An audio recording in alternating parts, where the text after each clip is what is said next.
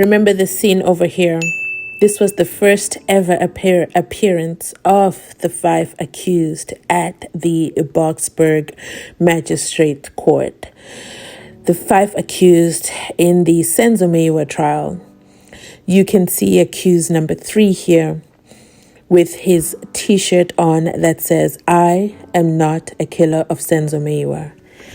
What is the significance of the Boksburg Magistrate Court, and why am I bringing it back to the forefront? Well, it was mentioned in another podcast, and I wanted to bring this back to, highlight the plight of what goes on in Boksburg. First of all, if you're a chiller, shout out to all the chillers. Please make sure you drop a chiller in the comment section so we can, say hello to you, okay? Let's watch what happened on McG podcast and how this ties in with the Mzansi trial. Yeah. Was this your first time in prison, or have you ever been in prison? I've been arrested a number of times. At the police station you get out. But to go to Boksburg prison, you see, criminals know. Other prisons is better. That is the worst. Yeah. There's no pastor. When you arrive there, they just tell you, listen, hey, Mboro stuff out there. Here, we don't have pastors here. Yeah. You understand? We don't care who you are.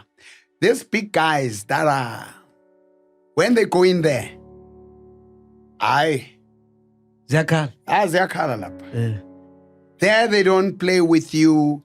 And even the police, some were kind enough and says, make sure whatever happens to you, whatever you see, keep your mouth shut if you want to be okay.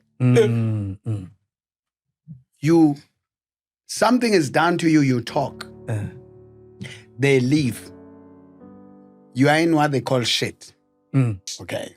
There were plans already for me to be stepped. They said, if you are a celebrity, I ended up being told that I'm a celebrity. I didn't know that. You've got money. Please, whatever happens, don't go there. Because once you're famous, you're associated with wealth and money. And then when you get arrested, you leave your phones there, money there. They have a way of getting it. You will give them your card, you'll give them the PIN. Your family will give you money, whatever they give you. You pay for security, you pay for accommodation, you pay for everything.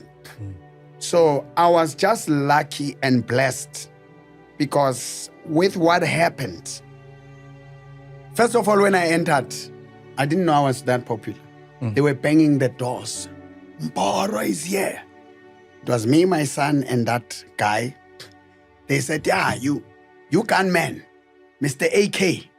We want to. So if you were, let's say you were arrested for rape, they have to show you. You have to prove. If you were arrested for shooting. What do you mean you have to prove? Yeah, what do you mean you have to prove? No, that you can stand. You are a man. You rape other guys. You rape women. Let's show you. Oh, damn. Yeah, you pay. You must, what you did there, they must prove to you that you are nothing. Anal. So, and if you have a body like yours, oh my God. There's a big celebration. He's in demand. I'm telling you. So, like us, the issue of kidnapping. Yeah. You are a kidnapper.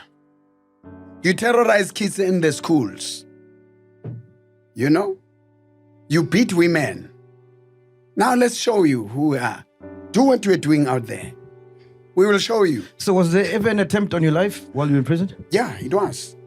I mean, for you to walk, people are banging doors. Some are excited to see you. They've never seen you. Remember, I'm the introducer of touch the screen, touch the radio. Every pastor you see saying touch the screen, they took it from me, all right? Now, these people have been touching the screens, have been healed, they've seen things. Some, they admire me. But some, if you step someone powerful, even a police, you graduate, you go to the higher level. So it's pride if someone can kill or step or punish. Now I'm a Superman out there. So whoever can do something and get away with it, they've got themselves a name. You understand? So you have to go through all that. So what happened when they tried to take your life? Like, were you sleeping? Seeing someone to prove a point, then I had to be taken to Makulugut. Makulugut is where they put the offenders who committed offense in prison. You have to graduate. You have to qualify. So if you went there, you big. So why am I highlighting Mboro's story? Well, he lived to tell the tale, okay? He lived to tell the tale. Yes, it's Boksburg prison. But his story is very, very similar, okay? It paints a picture for us of what actually happens in prison. Might not be exactly the same everywhere. We know that accused number 3, Mr. Mtobisi Ngube, is in Mboro prison, CMAX. And he has been in CMAX, solitary confinement, since the first day he arrived. And you remember what Mnisi said. Mnisi told us that for people over there at the Mboro to go to CMAX, it's because they have committed an offense within Mboro, and now they're taking them out and moving them to solitary confinement, and the maximum period is 18 months, right? Mboro says the exact same thing, okay? He says, listen, because of my celebrity status, there's no way I could have been in the general population over there. It was causing too much chaos. They had to put me in the hospital. I think for him, he went to the hospital first, but then they were like, straight to what is called Makulugutu, okay? Makulugutu, I think that's what he said, which to me sounds like the solitary confinement over there at a Boksburg prison. So this is the reality behind the prisons. It is the reality. It is real. But why is accused number 3 kept there forevermore? He's not a celebrity. Okay, he doesn't have money. This is what Mboro is telling us. If you're a celebrity, if you have money, they will get your money. All you got to do is give them the pin. Everything else, they'll take care of it. That pays for your accommodation. That pays for your security. I don't know if those who were in the Spaza house were listening in. I'm not saying those who are in the Spaza house might find themselves in prison. I'm just saying that those in the Spaza house, if ever, 375 takes shape, and then they have to be there in the dark, I'm saying all that celebrity money that they're accumulating since Usenzo Meiwa passed away might be collected. But you know what? Asikolapo. One thing I want to ask is, so Mboro went to prison all those days.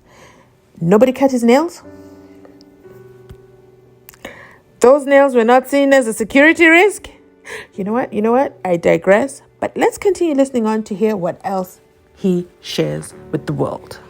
So why were you moved from there? Because did you commit an offense inside No. there? Why were they grouping you with those guys? They felt that abuse and attack, it's lesser.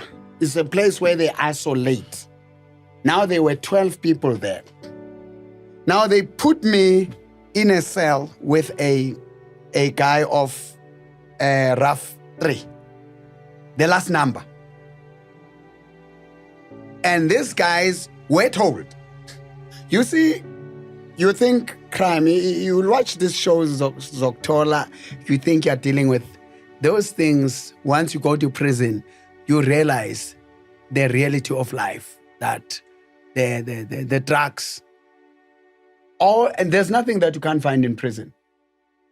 So all the serious things are there. And then at Makulugutu, those guys who were accused of banning themselves in prison, are made to sleep with this guy. You arrive there, you sleep on the floor. That guy becomes your master. It doesn't matter who you are.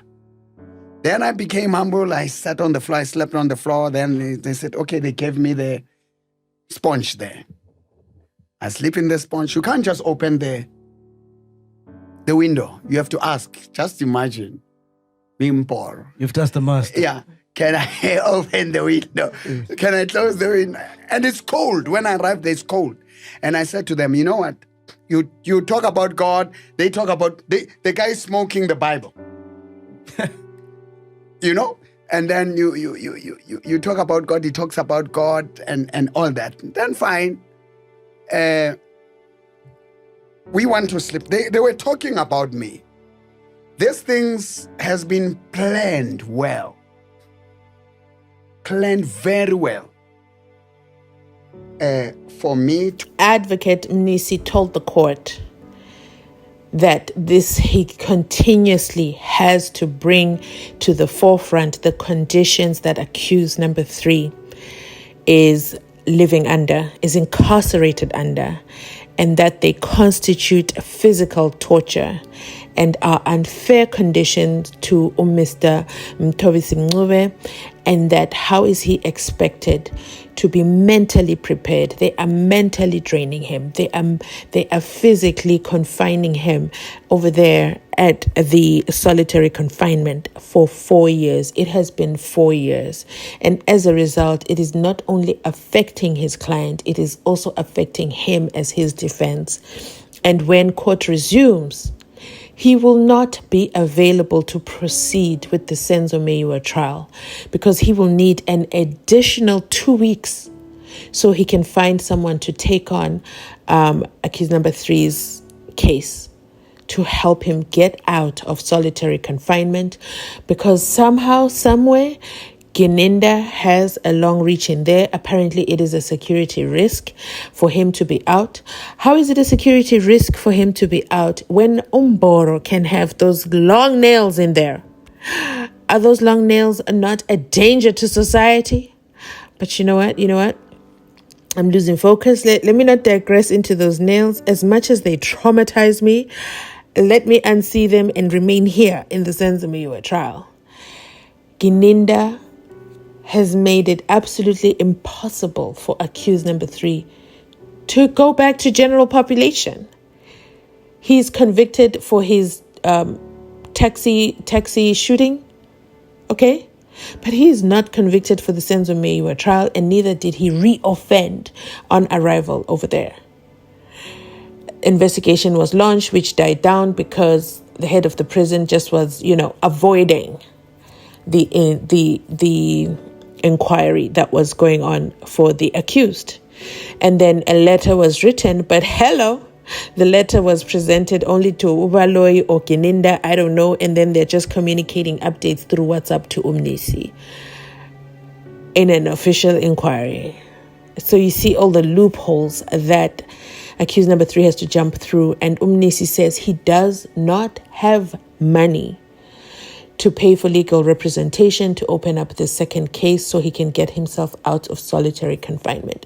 We hear Mboro show us, or tell us rather, what life is like if you have money. They take your money, okay? They take your PIN, they have access to your money, they have access to the cell phones that you handed in on arrival. All those things belong to them. Which leads me to Ubongani Ntanzi's cell phone that was active at the time of his alleged arrest for a good 6 months.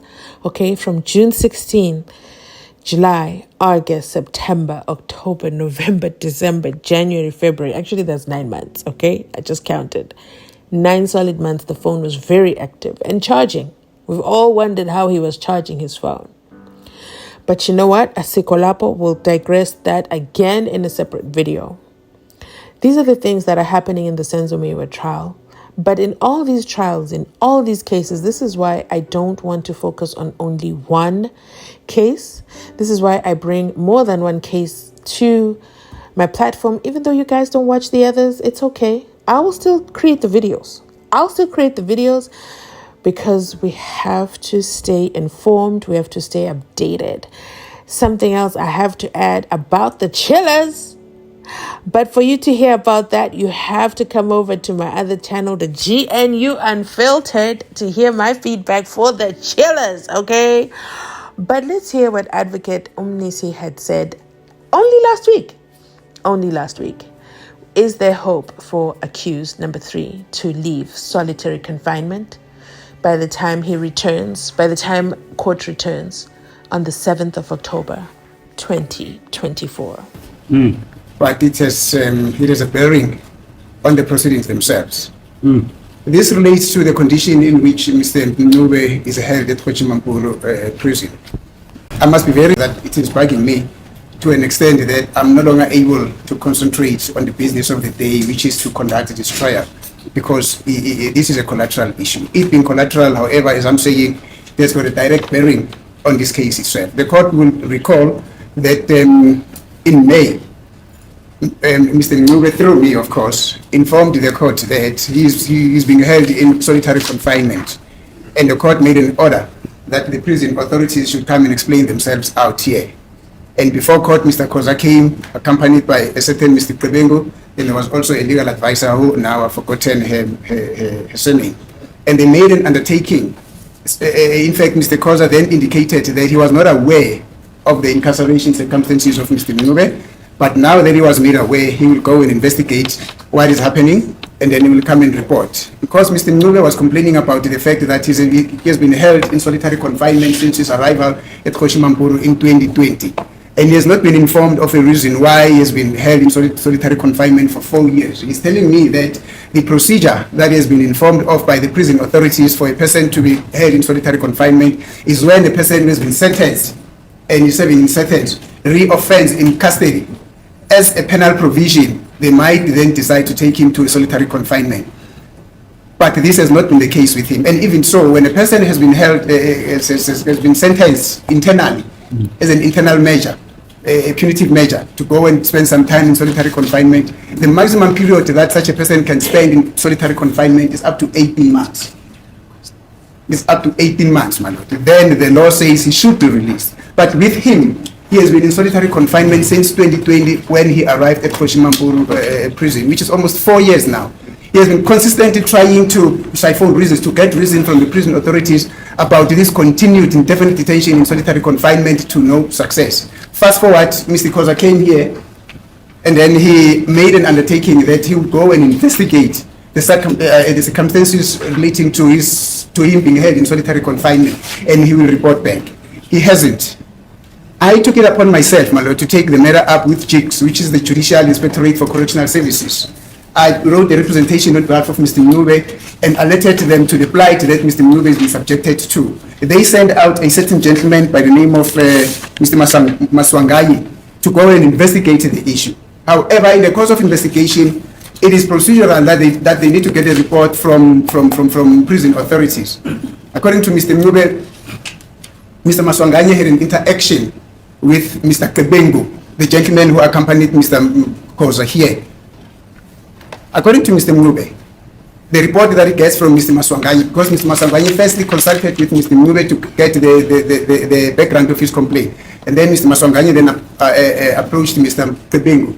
But Mr. Maswanganyi, when he brought back the report to Mr. Mboro, he told him that Mr. Kebengo is avoiding him and he does not want to talk about the circumstances and condition of his incarceration at Mboro prison. They are therefore unable to process his representation.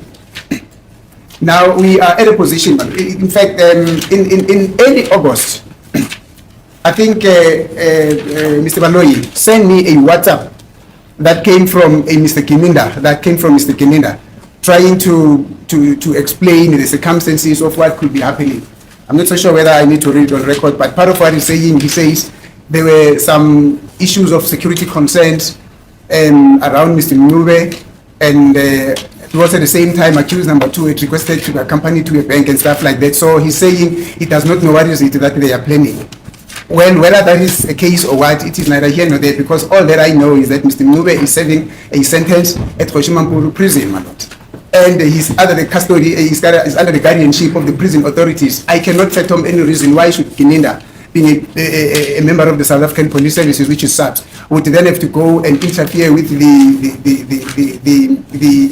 procedural, the processes and protocols of how inmates should be kept at correctional services. But fast forward, my lord, we are now at a position where I find it very difficult to get instructions from Mr. Mnube. It has been almost 4 years that he's been held in solitary confinement. The system is systematically lynching him. This is a lynch.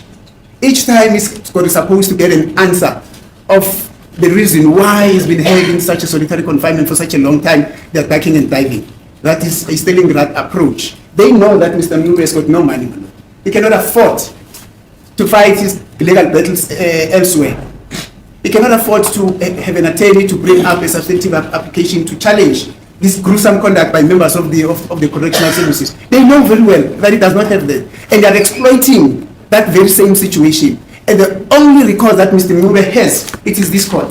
If this court is serious about upholding the rule of law, I'm going to urge this court to get into the dynamics and find out what is actually happening with Mr. Mnube. Because at the end of it all, this has got negative effect on what is termed a fair trial on Mr. Mnube.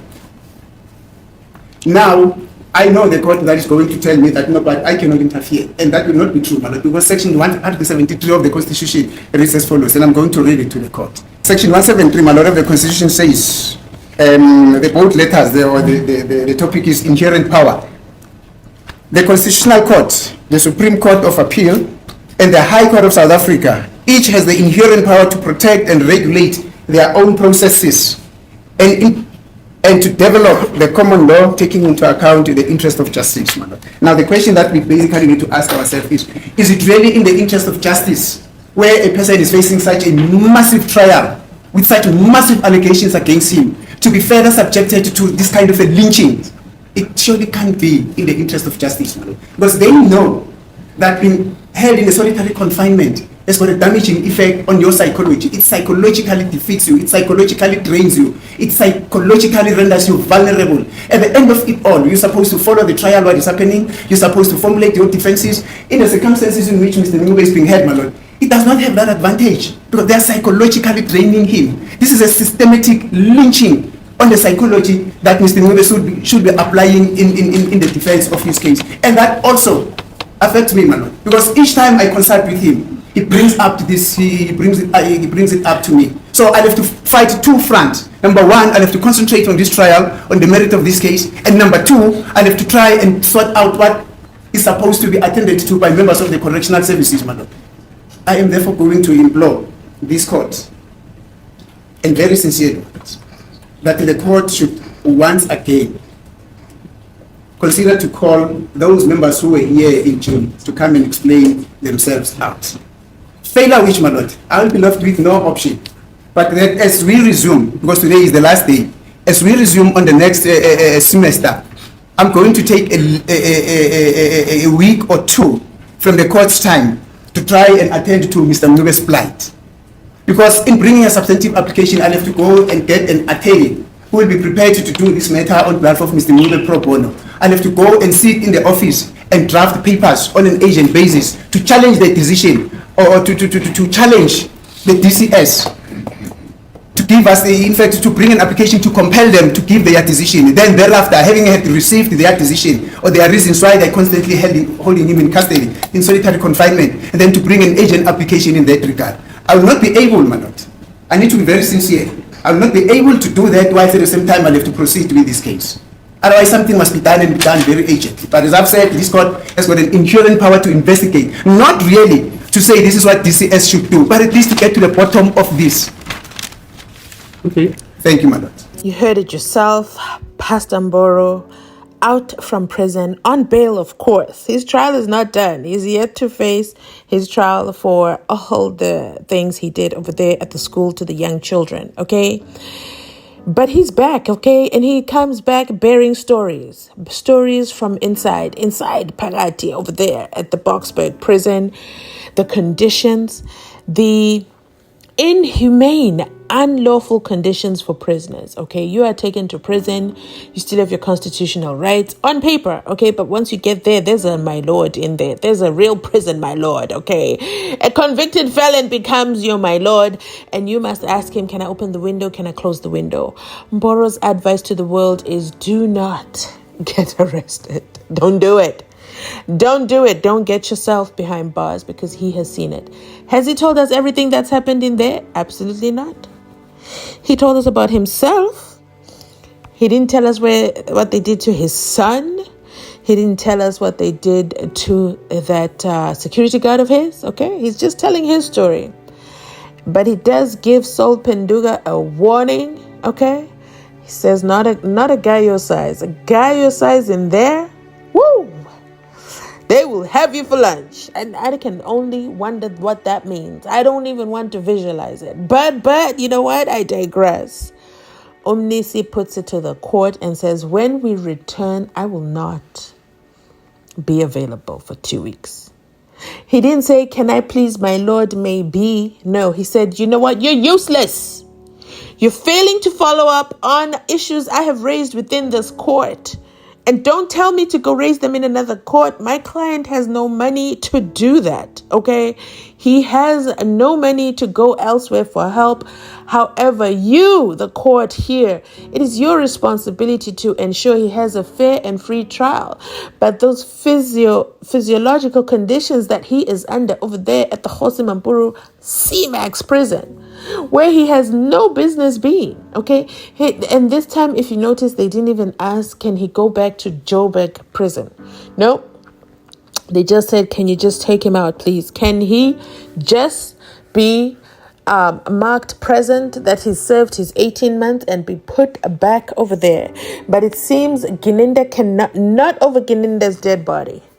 Nobody is willing to do it. Everybody has a plight. I had hoped, with the GNU, I remember when I first did a video about it, I had hoped, what, GNU is in power. We've got Mlungu over there who is a fan of the death penalty. Okay, I can't remember his name right now, but Mlungu, the new Minister of Prison Services over there, I had hoped that, he was going to do the things for there to be equality over there in the prison, for it, you know what? It remains crystal clear, stay out of prison, stay out of trouble. However, there are people who have already offended. There are people who are in there falsely accused, okay? Falsely accused by the South African Police Services. Maybe, I don't know who's falsely accusing them. But there's somebody out there who's going around picking ideal candidates, okay, to fit the crime. Maybe they get promotions when they get these people to fit the crime and pin crimes on them. And then they have no money. They are poor. They are from poor backgrounds. They have no legal knowledge to fight the battle to clear their names. And if they get a legal aid, assigned attorney, advocate, that isn't quite, passionate. You can feel the passion in advocate Mnisi's voice, and that he is willing to put his neck on the line. He was. And Judge Rutter said, not a problem. I will call a favor from a friend of a friend, okay? This is my friend, and we were out at the dinner party, and we were talking about how unfair and unconstitutional things are. Yes, you were talking about it in a general term, but you already have a case in your court where they've told you, Judge Rutter, that this is going on, and you have done absolutely nothing. You know what? I want to hear from you. I've done most of the talking today. I want to hear from you. You already know. We'll meet down in the comment section down below. Let me know your thoughts about Mboro's release, what he has to say, what he said over there by the chillers. Okay, shout out to the chillers. Don't forget, we want to identify you and honor you because you guys, the chillers, you did the chiller things. You built the chiller forum. Okay, but you know what? I don't want to talk about it. I'm going to talk about it on my other channel. I already told you, sent you a private invitation. Okay, exclusive invitation to the Unfiltered family. Come on over to GNU Unfiltered. I want to address the chillers, okay? I want to address the chillers because wow. So that is it from me today. If you've made it this far in the video, you absolutely have my heart. You already know the house rules here. Please remember to like, comment, and subscribe.